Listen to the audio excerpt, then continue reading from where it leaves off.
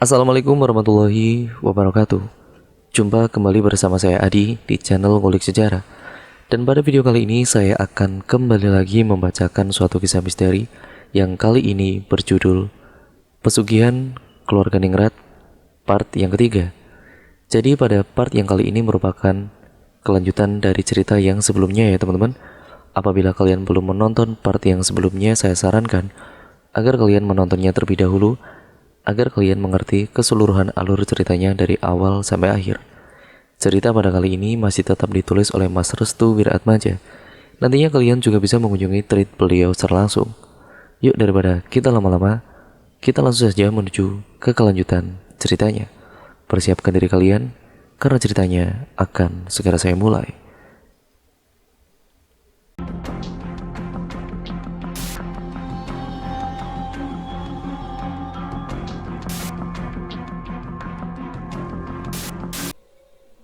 Mbak, aku ingin bertanya akan sesuatu. Tanya bapakku kepada Mbak Ayu dan Mbak Ayu hanya bisa tersenyum. Sepertinya dia telah mengerti apa yang akan ditanyakan oleh bapakku terkait hal kejanggalan yang aneh yang terjadi kemarin hari. Mengapa Mbak Neneng kok kerasukan sosok siluman monyet? Apakah keluarga ini ada hubungannya dengan hal tersebut? Tanya bapakku dan Mbak Ayu terdiam sejenak. Dia seperti memikirkan sesuatu untuk mencari jawaban terkait apa yang ditanyakan oleh bapakku.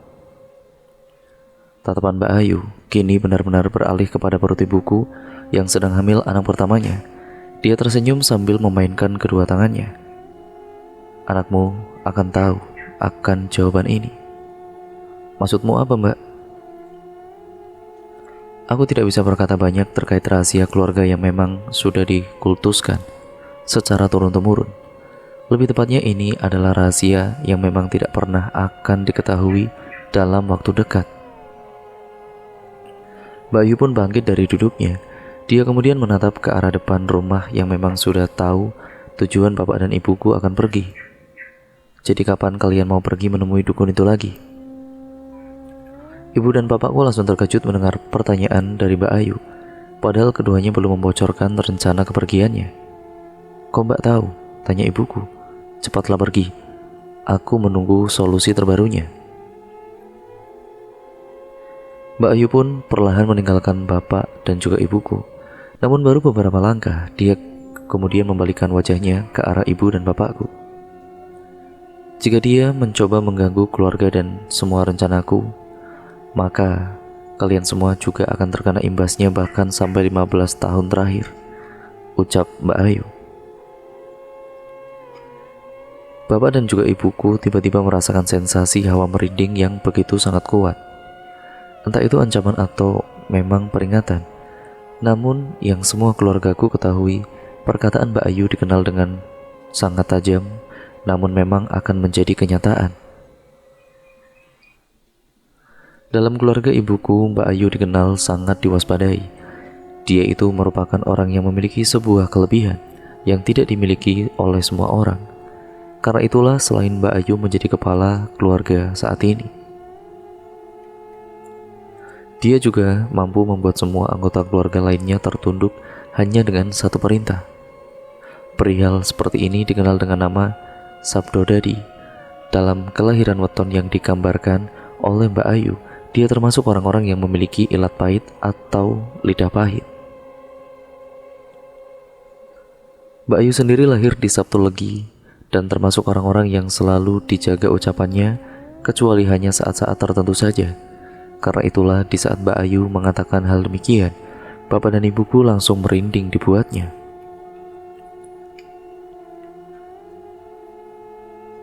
Tanpa disadari, Mbak Ayu dikenal memberikan sebuah pertanda khusus ketika pantangan itu benar-benar akan dilanggar oleh bapak dan juga ibuku. Setelah Mbak Ayu kembali ke ruang belakang, bapak dan juga ibuku memutuskan untuk pergi ke rumah Kang Waris. Mereka berdua bermaksud mempertanyakan apa yang harus dilakukan selanjutnya saat mendapati hal-hal aneh yang berada di rumahnya. Singkat cerita, ketika sudah sampai di rumah Kang Waris, ibu dan juga bapakku ini mendapati Kang Waris sedang menanam sebuah jahe di bagian timur halaman depan rumahnya. Tentu saja hal ini membuat ataupun memberikan sebuah banyak pertanyaan yang muncul terkait apa yang sedang dilakukan oleh Kang Waris dengan menanam jahe tersebut. "Assalamualaikum Kang," ucap bapak. "Waalaikumsalam," begitulah jawab Kang Waris. "Kang, lagi ngapain?" tanya bapak. "Ini sedang menanam jahe." "Loh, untuk apa Kang?" Kang Waris memperhatikan sekeliling rumahnya. Dia seperti diamati oleh sesuatu yang memang tidak terlihat rupa dan juga bentuknya. "Kamu merasakan ada yang aneh tidak di rumah ini?" Pertanyaan Kang Waris pun membuat bapak dan juga ibuku menatap sekeliling rumah. Memang benar, dari sekeliling rumah Kang Waris, bapak dan ibuku merasakan ada hawa keberadaan makhluk halus yang tidak bisa dilihat oleh mereka berdua. "Iya Kang, seperti ada yang memperhatikan kita," jawab bapak dengan singkat. "Mereka datang ke rumahku dan jelas Kang Waris pada kala itu." "Siapa Kang?" "Yah, sudahlah, kita obrolkan ini di dalam rumah saja." Akhirnya Kang Waris pun memutuskan untuk melanjutkan pembahasan ini di dalam rumah. Ada ketakutan sendiri yang akan dipikirkan oleh Kang Waris sewaktu dirinya memberikan penjelasan tersebut tepat di depan ataupun di hadapan rumahnya. "Kalian tahu, semalam tadi aku didatangi oleh jin kala ireng lengkap dengan para kroconya," jelas Kang Waris. "Para kroconya?" tanya bapak. "Mereka adalah bawahan dari Roco Ketek. Ternyata ada salah satu anggota keluarga kalian yang nantinya akan dipinang oleh Roco Ketek atau Roco Monyet untuk selanjutnya dijadikan istri di kerajaannya," jelas Kang Waris. "Loh, mengapa bisa begitu Kang?" Kang Waris menatap wajah ibu dengan tajam. Selanjutnya ia menatap perut ibu yang sedang mengisi anak pertamanya. "Dari keturunanmu akan menjadi penentu dari permainan yang dilakukan oleh keluarga Ningrat istrimu. Dia ini bermaksud untuk membatasi semuanya agar bisa berjalan dengan lancar. Kejadian semalam itu merupakan bagian dari pembuka ritual yang pernah aku katakan," jelas Kang Waris. Bapak dan ibuku langsung terkejut di saat Kang Waris mengetahui kejadian yang terjadi di malam itu. Sepertinya Kang Waris telah mengetahui apa-apa saja yang akan terjadi di malam itu, sampai-sampai dia sudah mempersiapkan semuanya. Aku sengaja menanam jahe di bagian timur rumahku agar mereka semua tidak bisa mendekat ke sini. Telinga mereka lebih tajam dibanding pisau yang diasah ribuan kali. Sekalinya bocor, maka mereka akan memberikan sinyal kepada salah satu anggota keluargamu, jelas Kang Waris. "Maksud Kang Waris, anggota keluarga yang dimaksud itu adalah Mbak Ayu?" tanya ibu. Aku tidak bisa memberikan penjelasan terkait itu, namun tidak lama lagi tumbal pertama akan muncul. Apa yang mereka lakukan dan sengaja ditampakkan secara terang-terangan kepadamu hanyalah sebuah ilusi untuk menutupi rencana buruknya, jelas Kang Waris. Bapak dan ibuku belum paham apa yang dimaksudkan oleh Kang Waris terkait dengan hal tersebut. Bapak malah berpikir terkait keanehan yang sedang terjadi ataupun yang sedang dilakukan oleh Mbak Ayu dan juga Mas Sugeng saat sedang melakukan proses ruatan terhadap Nyi Endang. Maksud Kang Waris ruatan? Benar, itu adalah proses terakhir. Proses terakhir apa Kang? Ritual penumbalan. Korban akan dimandikan menggunakan kain khusus. Lalu proses menghitamnya rambut yang sudah putih adalah sebagai pertanda bahwa orang tersebut akan dijadikan tumbal. Ibu pun langsung terbangun. Dia segera menarik bapakku agar segera pulang ke rumah agar bisa menyelamatkan Nyi Endang yang akan dijadikan tumbal oleh anggota keluarganya sendiri. "Pak, ayo Pak, kita pulang Pak. Ibuku harus diselamatkan." "Bu, sebentar Bu. Kita harus dengarkan dulu sampai akhir." "Tapi Pak, bagaimana jika semuanya sudah telat?" ucap ibuku dengan mata yang berkaca-kaca. "Semuanya memang sudah terlambat," jelas Kang Waris. "Maksudnya Kang?" "Semua sudah berjalan dengan sempurna. Malam ini adalah Selasa Kliwon malam di mana para korban pesugihan akan disuguhkan kepada tuannya, jelas Kang Waris. Ibuku pun menangis mendengar hal tersebut. Dia merasa tidak berdaya saat mengetahui ibu kandungnya sendiri akan dijadikan tumbal oleh salah satu anggota keluarganya. Jadi, apa yang harus kita lakukan sekarang? Pergi dari rumah itu agar kalian semua selamat. Bapak hanya mengangguk paham. Ia tahu betul jika itu adalah langkah terakhir agar bisa selamat dari rentetan pesugihan yang telah dijanjikan ataupun dijadikan rencana selama bertahun-tahun lamanya. Sementara ibuku, dia masih menangis sambil memegangi perutnya. Aku beritahu, jika nantinya ada suara gamelan di malam hari, jangan keluar kamar. Jika nantinya ada suara monyet-monyet di dalam rumah, tutup semua pintu kamar dan lainnya, lalu bersembunyilah di bawah ranjang tempat tidur. Mereka sedang mencari korban selanjutnya. Bapak merasa merinding ketika mendapati arahan langsung dari Kang Waris. Ya, bagaimana tidak, ini adalah penentuan hidup dan mati bapak dan juga ibuku saat mengetahui kejadian yang begitu mengerikan yang akan terjadi di malam ini. Kang Waris pun memberikan sebuah kantong berisi kopi hitam yang telah dicampur oleh garam. Katanya kopi hitam dan juga garam itu dipergunakan untuk menghilangkan bau badan agar tidak tercium oleh rojo ketek atau raja monyet yang nantinya akan berjalan-jalan bersama dengan ratu pilihannya. Ambil ini, taburkanlah di sekeliling dekat di ranjang tempat tidurmu. Lalu bersembunyilah di bawah ranjang tempat tidur. Tahan sampai semua pagelaran kawin roco ketek atau raja monyet itu selesai. Lalu jangan membuka pintu sampai subuh tiba. Bapak mengangguk paham sementara ibuku dia masih belum mendengarkan apapun yang dikatakan oleh Kang Waris kepadanya. Jaga istri dan anak-anakmu. Lebih baik kau putuskan tali persaudaraan ketimbang keluargamu menjadi korban dari pesugihan ningrat ini. Setelah mendengarkan semua solusi yang telah diberikan oleh Kang Waris, bapak dan ibu pun langsung pamit pulang ke rumah.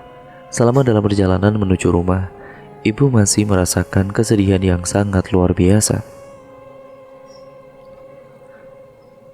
Dia tidak menginginkan Nyi Endang menjadi korban dari tumbal pesugihan. Namun faktanya semuanya sudah berjalan mulus tanpa mengetahui sedikit kesalahan untuk bisa menggagalkan rencana tersebut. Sampai pada akhirnya ketika mereka berdua telah sampai di rumah, suasana rumah sedang hening. Benar-benar sangat hening. Mereka tidak menemukan seperti tanda-tanda kehidupan yang ada di rumah tersebut. Pak, aku boleh ngecek kamar ibu? Bapakku pun mengizinkannya. Mereka berdua pun segera menuju ke kamar Nyi Endang untuk mengetahui keadaannya.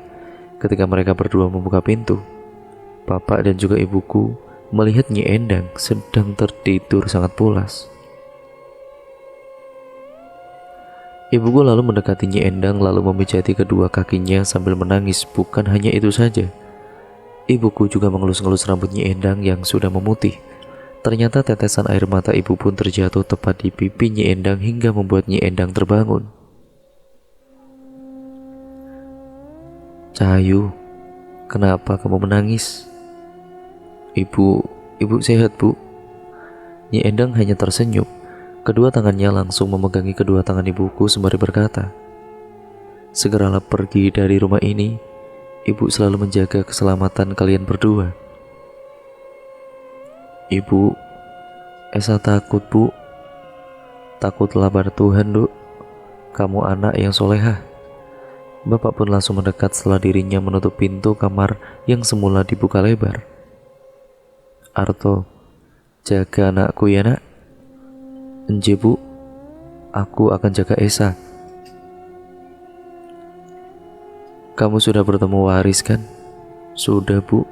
Barusan kami menemuinya. Turuti perintahnya agar kalian semua selamat. Tiba-tiba terdengar suara ketukan pintu dari luaran kamar. Ibuku segera menghapus air mata. Tinggalkan ibu sendirian ya, ucap Nyi Endang. Tapi Bu, kalian harus selamat. Bapak pun langsung membukakan pintu kamar untuk mengecek siapa yang barusan saja mengetuk pintu kamarnya Endang. Ternyata setelah dibuka, semua anggota keluarga sudah berada di hadapan kamar kecuali Mas Krisna. "Loh, ngapain kamu di dalam kamar ibuku?" tanya Mas Pangarep kepada bapakku. "Esa mau ketemu ibu," jawab bapak. Mas Pangarep pun memperhatikan ibuku yang tampaknya sedang murung sambil menundukkan wajahnya. "Maaf mas, aku hanya kangen sama ibu." Mbak Ayu langsung menarik tangan ibuku dan menyuruhnya untuk keluar. "Mbak, lepasin aku mbak." "Ah, keluar kalian berdua." Mbak mau ngapain ibu?" Terlihat dengan jelas seluruh anggota keluarga Ningrat itu langsung masuk secara bersamaan, sembari membawakan sebuah seserahan yang tidak tahu untuk apa tujuannya. Akhirnya bapak dan juga ibuku pun langsung diusir dari kamarnya Endang. Namun tidak lama kemudian Mbak Ayu kembali membuka pintu sedikit sambil memperlihatkan wajah mengerikannya. "Jadi bagaimana? Apakah ada solusi dari Kang Waris?" tanya Mbak Ayu dengan mulut yang tersenyum lebar, lalu kembali menutup pintu dengan sedikit menggertak. Bapak pun langsung menarik tangan ibuku untuk masuk ke dalam kamar. "Pak, ibu, pak, tolong ibu." Bapakku langsung mengunci kamar dan segera menaburi garam dan kopi di samping ranjang tempat tidurnya. "Pak, kenapa bapak cuma diem aja?" Bapakku tidak bisa berkata apa-apa, air matanya perlahan terjatuh karena tidak mampu untuk membantu mertuanya yang kelak akan dijadikan tumbal pesugihan dari saudara-saudara iparnya sendiri. "Pak, jawab pak," teriak ibu. "Kenapa bu? Apa yang harus kita lakukan? Selamatkan ibuku pak," ucap ibuku sambil memohon-mohon hingga bersujud di telapak kaki bapakku. Bapak pun merendahkan tubuhnya dan berusaha mengangkat tubuh ibuku yang sudah berada di bawah lantai. "Bu, kita nggak bisa berbuat apa-apa lagi. Selamatkan ibuku pak. Kita hanya bisa menunggu waktu subuh tiba." "Ibu nggak boleh mati pak. Raja Kedai itu akan datang. Aku tidak bisa hidup tanpa ibu pak." Bapakku langsung memeluk tubuh ibuku dan berusaha menenangkan ibuku yang benar-benar dalam keadaan sangat lemah. Hingga akhirnya ibuku kembali dengan tenang dan mendengarkan segala arahan dari bapak. "Malam ini kita harus bersembunyi di bawah ranjang. Keesokan harinya kita akan pergi dari sini." Ibu tidak bisa berkata apa-apa. Dia hanya bisa pasrah dengan apa yang akan terjadi di malam hari nanti. Malam harinya semua jendela ditutup rapat. Semua persiapan sudah benar-benar disiapkan. Kini bapak dan juga ibuku bersembunyi di bawah ranjang untuk menunggu waktu subuh tiba. Setelah beberapa menit kemudian, hal yang aneh pun benar-benar terjadi. Terdengar dengan jelas alunan gamelan beserta suara sindennya. Lalu kemudian sahutan suara monyet juga memenuhi telinga ibu dan juga bapakku.